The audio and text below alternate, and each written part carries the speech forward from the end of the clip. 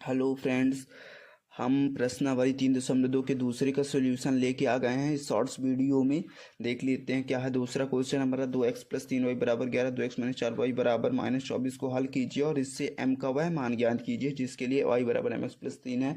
आइए इसका सोल्यूशन इस शॉर्ट वीडियो में देखते हैं क्या है। सोल्यूशन है हमारा।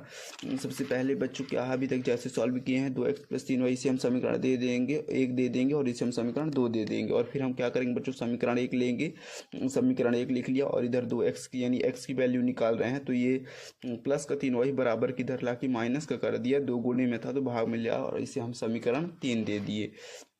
और x का मान हम समीकरण 2 में रख रहे हैं। समीकरण 1 से निकाले हैं तो x का मान कहाँ रखेंगे, समीकरण 2 में। तो 2x - 4y = -24 ये हमारा समीकरण 2 रहा।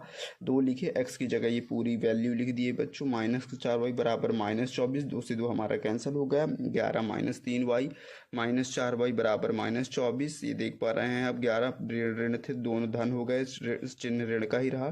3 4 7y = -24, ये प्लस का था इधर आके माइनस का हुआ और ये 35 ऋण का 35 माइनस माइनस कैंसिल हुआ और फाइनली हमें y की वैल्यू मिल गई। इस और y का मान हमने समीकरण 2 से निकाला है तो हम कहाँ रखेंगे अब, समीकरण 3 में। तो y का मान हम समीकरण 3 में रख रहे हैं तो x = 11 - 3y = 2।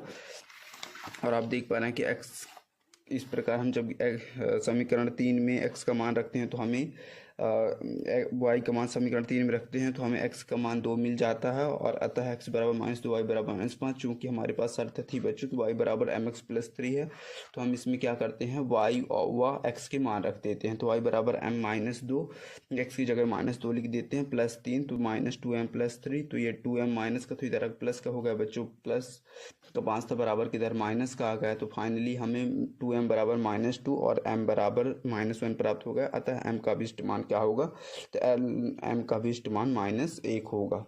थैंक्स।